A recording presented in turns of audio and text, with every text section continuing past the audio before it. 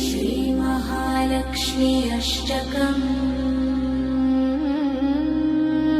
नमस्ते अस्तु महामाये श्रीपीठे सुरपूजिते, शङ्खचक्रगदाहस्ते महालक्ष्मी नमोऽस्तुते।